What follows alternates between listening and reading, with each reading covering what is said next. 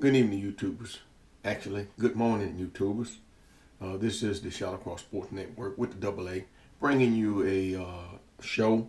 And this show is basically covering the Memphis Tigers this morning. And basically, it's recapping what they did over the weekend.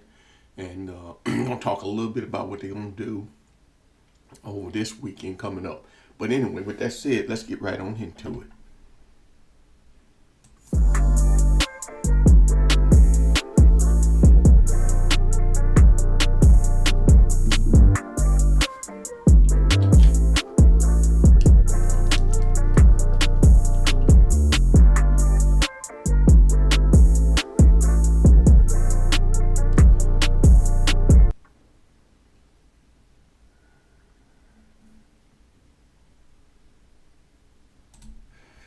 Well, the Memphis Tigers, they won a game over the past weekend, beating Tulsa, and they seem to be moving real good. They became the first team in the nation to win 6 games in a row and become bowl eligible. So they seem to be playing fairly well.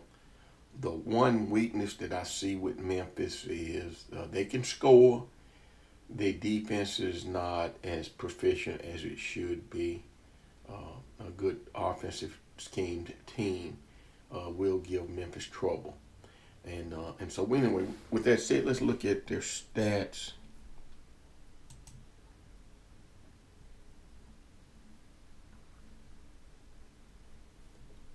From last week. Let me get this stopped. There we go. Okay, but it's basically Brandon Lewis, the quarterback. He's playing real well. The only thing that worries me about Brandon Lewis is getting hurt. He runs the ball a lot, and he's very efficient though. He was 22 of 30 for 266 yards, 6.6 average on the ground as a pass, 3 TDs and 2 interceptions. He threw some interceptions that was questionable. And he was just trying to force the ball in there, but he seems to be doing it every game.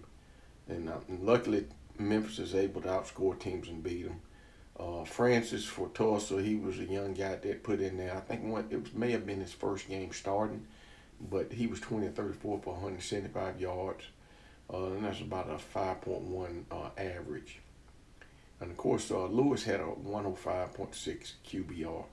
And then rushing, Lewis led the way rushing. He's a one-man show again this week.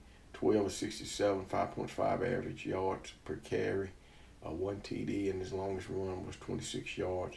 D. Richardson for Tulsa was 14 of 48, 14 carries for 48 yards and 3.4 average, no TDs. His longest run was 16 yards. Now, just looking at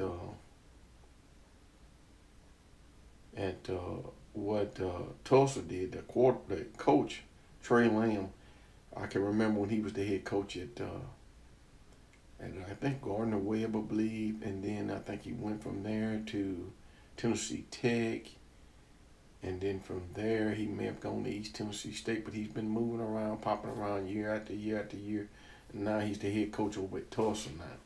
But time of possession, Memphis led that way with 39 minutes and 11 seconds. Tulsa had the ball for 20 minutes and 49 seconds. Receiving, Jay Hawkins, another good receiver. Memphis has several real good receivers. Jay Hawkins, he had 7 receptions for 110 yards, 15.7 average, 1 TD. His longest was 47 yards. And then MT's a receiver for Tulsa, had 2 receptions for 57 yards. His longest was 14. Memphis led the way. Total yards was 457. Tulsa had 246 yards. Turnovers, Memphis had 2. Tulsa had 4. First downs, Memphis had 28 to Tulsa's 15. So just looking at that, Memphis won the yardage game. They won the first down game. And then they won the time of possession. And they were able to move the ball on both sides of the ball. So, now neither team ran the ball fairly well, in my opinion. And Memphis won this game through the air, and they were able to stop. They were able to stop Tulsa's ground game, so to speak.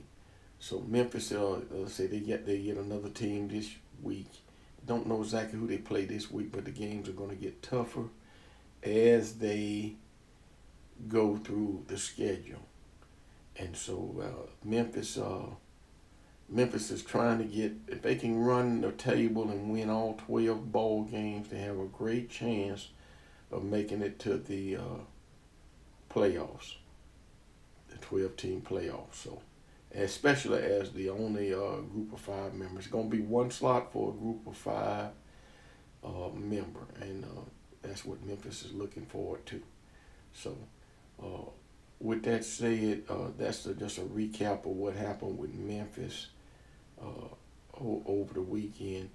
Now, one of the things too that I'm hearing some concerns about is Ryan Silverfield, the head coach at Memphis.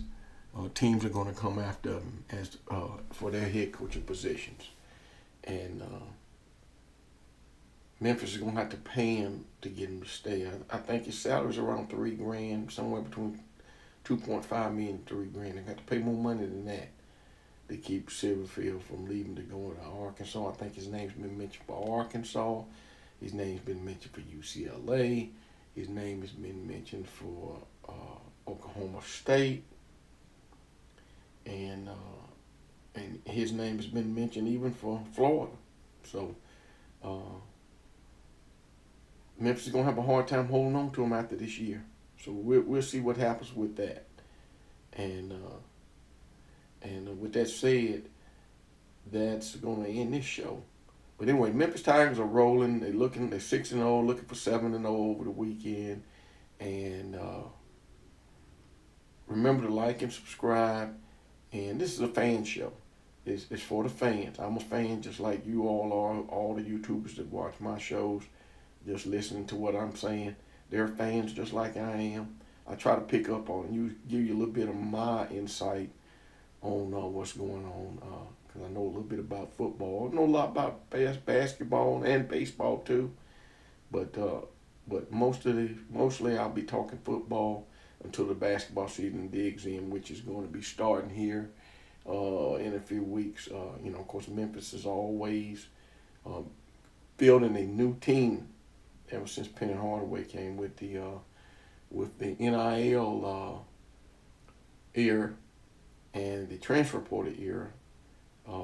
It's hard to keep the same team or keep kids in the fold unless you're paying them. And so that's what the story is. And of course, Memphis has a huge collective on both sides of the arena, whether it be the basketball arena or the football arena. And of course, they've got the money to pay the players and get the players out of the transfer portal. So, with that said, this is the AA, ShallowCross Sports Network. We'll see you on the next show.